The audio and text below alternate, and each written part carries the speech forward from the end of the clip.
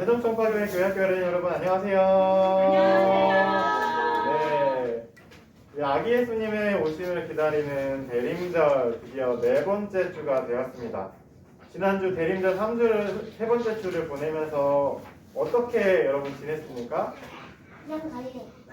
그냥 잘, 네, 좋습니다. 이렇게 잘 지내는 시간 속에서 아기 예수님을 생각하면서 보냈죠? 네.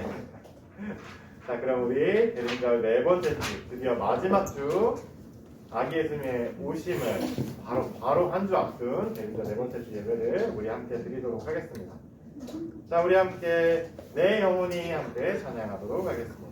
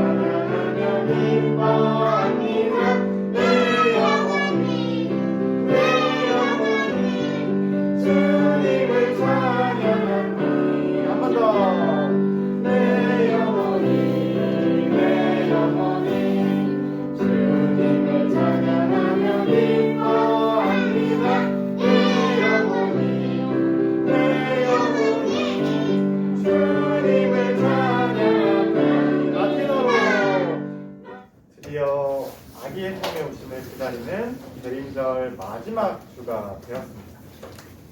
우리가 대림절 마지막 주를 함께 예배드리기 위해 이 자리, 이 시간에 함께 모였습니다. 주님, 우리와 함께 해주세요. 아기 예수님을 간절히 기다리는 우리들의 마음과 이 예배와 함께 있어야 하는 마음 담아서 소에 드려주시도록 하겠습니다.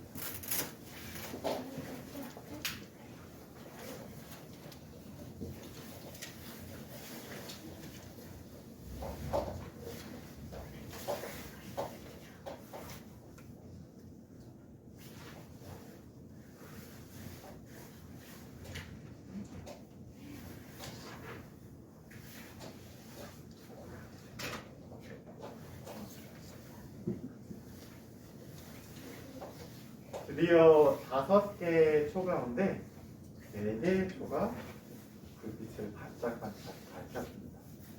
이제 가운데 남아있는 하나의 초는 성탄절, 아기 예수님께서 태어나신 그날 쏟치게 될 겁니다.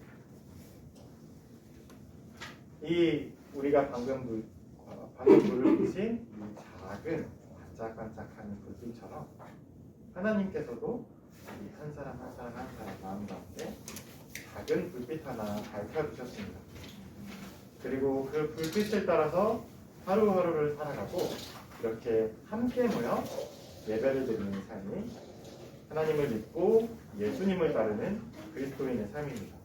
그것을 기억하면서 우리 예배로 더욱 깊이 나아가도록 하겠습니다.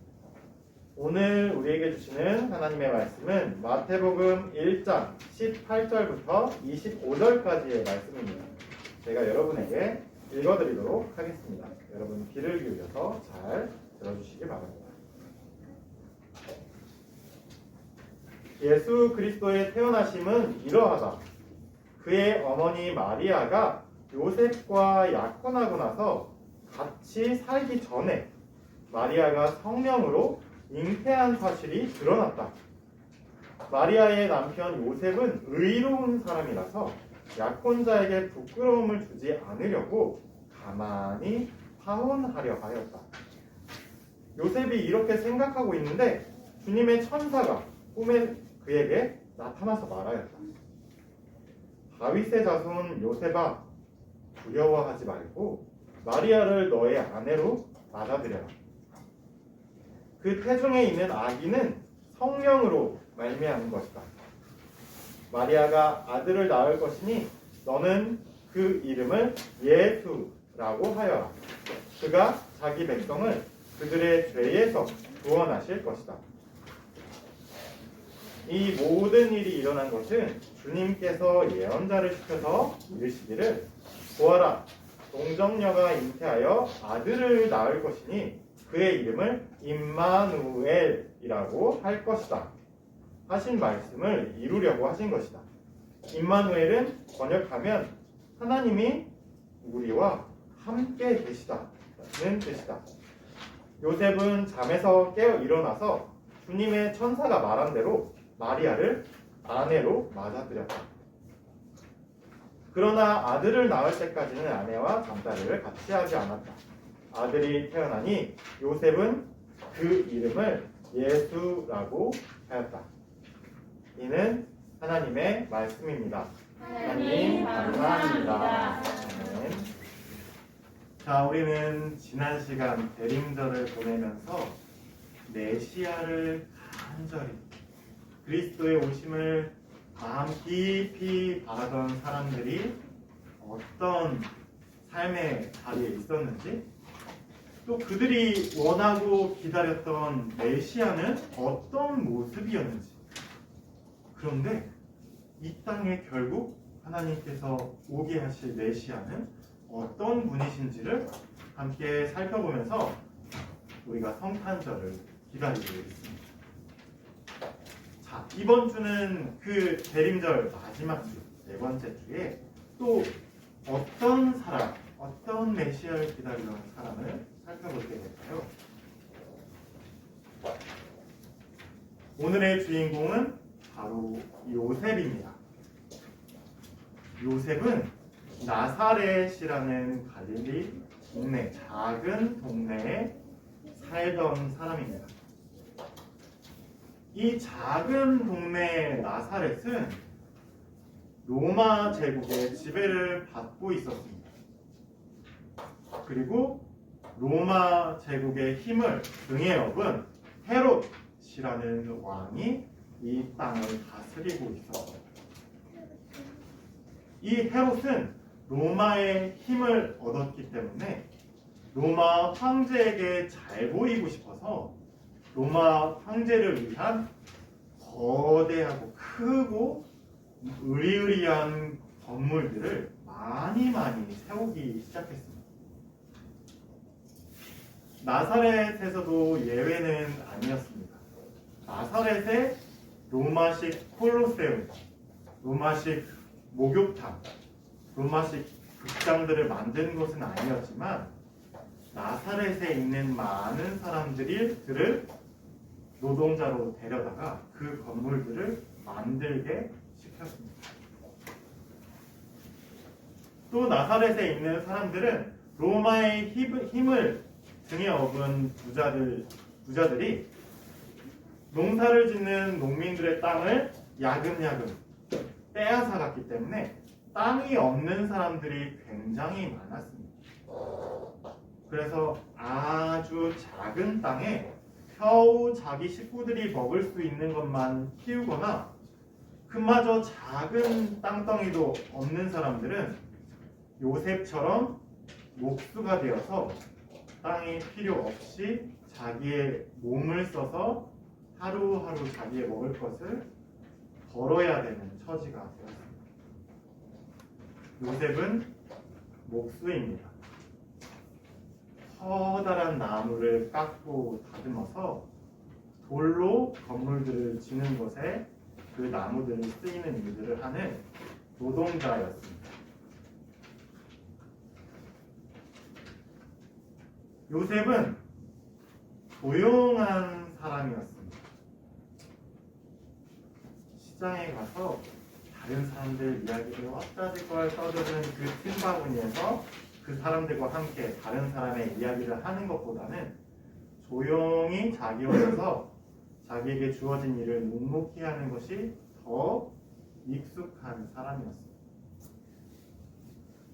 요셉은 마음이 따뜻한 사람이었습니다.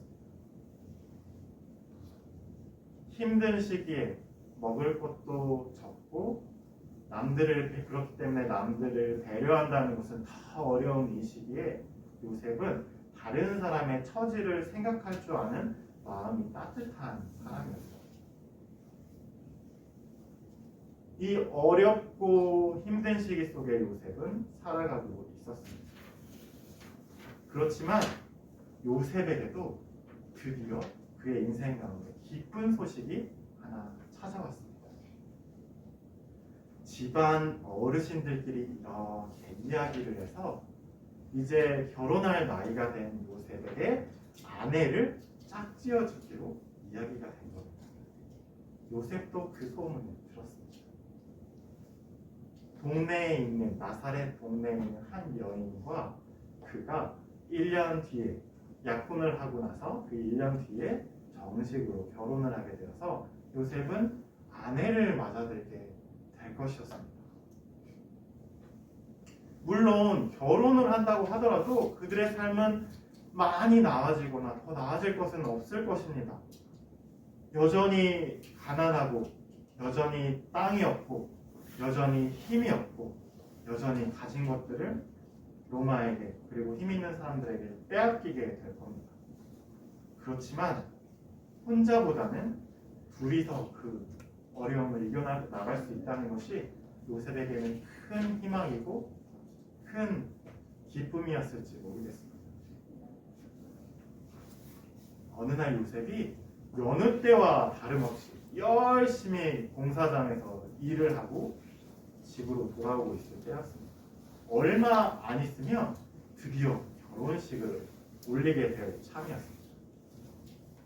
몸은 힘들지만 하루 종일 일하느라 몸이 많이 지쳤지만 그래도 기쁜 마음을 안고 다시 나사렛으로 다시 자기 집으로 돌아가는 그 길에 해가 뉘어뉘어 져가는데 누군가 골목에서 요셉에게 슬쩍 다가왔습니다. 그리고서는 한마디 말만 남겨놓고 요셉에게 남겨놓고 훌쩍 떠나버렸습니다. 마리아가 임신했대. 요셉은 화들짝 놀라서 그 사람을 돌아봤습니다. 하지만 그 사람은 벌써 어둠 속으로 사라져버린 뒤였습니다. 요셉은 그 무거운 소문을 안고 자기 집에 돌아왔습니다. 온갖 생각이 요셉의 머릿속을 스치고 지나갔습니다. 어떻게 나랑 결혼하기로 집안끼리 약혼을 해놓고 이런 일이 벌어진 거지? 처음에 배신감이 들었습니다. 화가 났습니다. 그러다가 이 마음 착한 요셉은 그런 생각도 들었습니다. 아, 나랑 약혼을 하기 전에 누군가 사랑하던 사람이 있었던 것은 아닐까? 하는 생각도 했을지 모릅니다. 어쨌거나 요셉은 이런저런 생각 때문에 자기가 꿈꿔왔던 그 희망과 그 행복이 와르르 무너진 것을 견딜 수가 없어서 도저히 잠을 이룰 수 없었습니다. 하루 종일 일을 하고 와서 몸이 너무나 피곤한데 마음이 너무 아파서 잠이 오질 않았습니다. 먹을 것은 물론 넘어가지 않았습니다. 그렇게 요셉이 며칠을 밤을 지새웠는지 모르겠습니다. 결국 요셉은 한 가지 결심을 했습니다. 요셉에 있는 나사렛에는 회당이 있었고 그 지역 사람들은 어렵지만 하나님의 말씀을 잘 지키고 하나님의 말씀을 듣는 것을 아주 좋아하고 하나님을 두려워하는 사람들이 많았습니다. 요셉도 그런 사람들 중에 하나였습니다. 자, 그런데 요셉이 두려워하고 요셉이 잘 지키고 있는 그 하나님의 말씀 중에 결혼하지 않은 여자가 임신을 하게 되었을 때 그것은 아주 무거운 벌을 받게 되어 있는 것이 요셉에게 스쳐 지나갑니다. 당연히 그런 여인과는 의로운 사람은 결혼조차 하면 안 되었습니다. 그것은 하나님께서 싫어하시는 것이라고 요셉과 유대인들은 배웠기 때문입니다. 요셉은 그래서 자기 아내가 될 약혼한 여인과 결혼할 수는 없었습니다. 왜냐하면 하나님의 법을 어기게 되는 것이었기 때문입니다. 자, 그런데 문제가 있습니다. 이 약혼한 여인과 결혼을 하지 않으면 이 여인은 벌을 받게, 율법에 따라서 벌을 받게 될 겁니다. 뱃속에 새 생명을 뵌 이 여인이 아주 심하면 광장에 마을 광장에 내몰려서 사람들에게 돌을 맞아 목숨을 잃을지도 모릅니다. 설령 그것이 아니더라도 온 마을에 그 소문이 삽시간에 퍼진다면 이 여인은 아이를 낳은 채로 누구와도 결혼하지 못한 채 혼자서 평생 동안 이 아이를 길러야 하는 과부처지가 될 겁니다. 요셉은 그것이 싫었습니다. 그래서 요셉은 한 가지 방법을 생각합니다. 마리아가 벌을 받지 않을 수 있게, 그리고 마리아가 못된 소문 속에서 다시는 결혼하지 못한 아주 비극적인 일이 일어나지 않을 수 있게 율법을 지키면서 동시에 조용히 이 약혼했던 사이를 깨뜨리는 겁니다. 소문이 나지 않게 조용히 약혼을 없이 하는 일이었습니다. 사람이 할 수 있는 방법 중에 이 두 가지 모두를 만족시키는 방법은 요셉이 생각한 것이 가장 최고의 것일 겁니다. 하나님의 법을 어기지 않으면서도 자기와 약혼했던 여인 마리아가 비참한 처지에 처하지 않게 하는 방법은 요셉이 생각했던 조용히 혼인관계를 끊는 방법이 최고의 방법이었을 거란 이야기입니다. 자, 그렇게 마음을 먹고 겨우 며칠간의 시름을 내려놓고 잠깐 깜빡 졸음이 들었을 때였습니다. 요셉이 꾸벅꾸벅 졸고 있는데 꿈속에 하나님의 천사가 요셉을 찾아왔습니다. 그리고 하나님의 천사가 요셉에게 이렇게 이야기하는 겁니다. 요셉아, 다윗의 자손 요셉아, 마리아의 뱃속에 있는 아기는 성령께서 아기를 주신 것이다. 너는 마리아를 너의 아내로 맞아들이는 것을 두려워하지 말아라 하고 말씀하셨습니다. 그리고 그 아기의 이름을 미리 알려주셨습니다. 예수. 예수라는 이름의 뜻은 여호수아를 줄임말을 그리스말로 한 겁니다. 그러니까 원래 얘기하는 히브리 말로 여호수아입니다. 자, 여호수아의 뜻은 어떤 거냐면 하나님께서 구원하신다라는 뜻입니다. 자, 여러분 생각해 보십시오. 요셉이 살고 있는 상황, 제가 말씀드린 상황을 한번 생각해 보시기 바랍니다. 그리고 그 마을, 그 작은 마을 나사렛에서도 종으로 아주 낮은 여인으로 살고 있는 마리아의 입장, 마리아가 살고 있는 처지를 한번 생각해 보시기 바랍니다. 그 세상에서 가장 약하고 가장 가난하고 가장 힘이 없는 사람이 바로 요셉과 마리아였을 겁니다.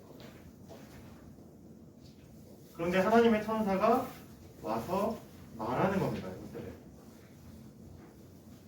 그 몸에 가장 약하고 가장 비천하고 가장 가난한 그 몸에 그들을 하나님께서 구원하실 것이라고 약속하십니다. 그리고 그뿐만이 아닙니다. 그 아기는 예언자들을 통해서 임마누엘이라고 이름 지어졌습니다. 임마누엘의 뜻은 하나님께서 함께 하신다라는 뜻입니다. 우리는 언제 하나님께서 함께 하심을 느낍니까? 무언가 우리가 바라던 일이 잘 되었을 때, 아니면 꿈꾸던 것을 얻었을 때, 내가 받고 싶었던 성탄절 선물이 트리 아래 놓인 것과 똑같을 때, 와, 하나님께서 진짜 이렇게 해주셨구나 하고 느낍니까? 그런데 아기 예수의 가장 낮은 여인 마리아의 뱃속에 들어있는 그 아기의 이름 속에 담겨있는 하나님은 가장 낮은 자리, 힘이 없는 사람들 가운데 함께 하신다는 뜻을 담고 있는 거예요. 그리고 그런 낮은 사람들이지만 하나님의 말씀에 순종해서 그 메시아의 오심을 기다리는 사람들을 통해서 메시아는 지금도 우리 곁에 오고 계십니다. 대림절 네 번째 주를 보내면서 요셉의 자리, 또 마리아의 자리를 기억하면서 하나님이 오늘날 이 땅에 어디로 오실지, 어떤 모습으로 오실지, 또 어떤 메시지를 가지고 우리 곁에 오실지를 기억하면서 우리도 아기 예수님의 오심을 준비하는 세종성파교회 어린이 여러분이 되었으면 좋겠습니다. 자, 이제 여러분이 하나님께 기쁘게 올려드린 헌금을 동원하도록 하겠습니다.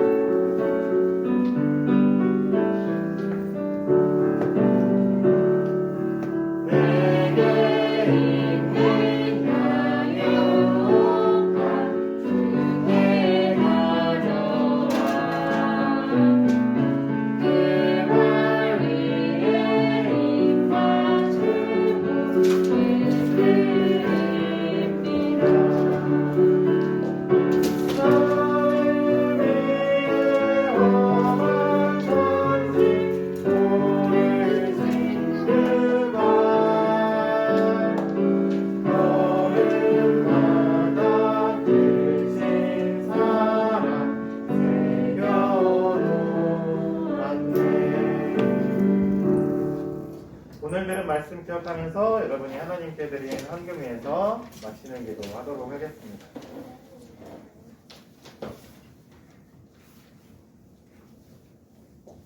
하나님, 오늘은 힘들고 어렵고 괴롭힘 당하고 가난하고 비참한 삶을 살고 있던 요셉에게 있었던 기쁜 소식과 아주 비참하고 속상한 소식을 함께 살펴보았습니다. 그리고 그 가운데서 요셉이 어떤 결정을 했는지, 그리고 그 결정 가운데서 드러난 요셉의 의로움이 무엇인지 함께 살펴보았습니다. 하지만 하나님의 말씀, 하나님의 뜻은 인간이 생각할 수 있는 최고의 방법들 너머에 계심을 오늘 말씀을 통해 깨닫게 됩니다. 아기 예수님이 오시는 그 자리는 가장 낮고 천하고 가난하고 병들고 힘든 그 사람들을 품에 품어 안는 그 자리에 메시아가 오신다는 것을 우리가 오늘 이야기를 통해 함께 살펴보았습니다. 그런 이들과 함께 하시는 하나님, 그런 이들을 구원하시는 하나님, 그 메시아께서 지금 우리가 살고 있는 이 땅에 오시기를 우리도 간절히 기다리고 있습니다.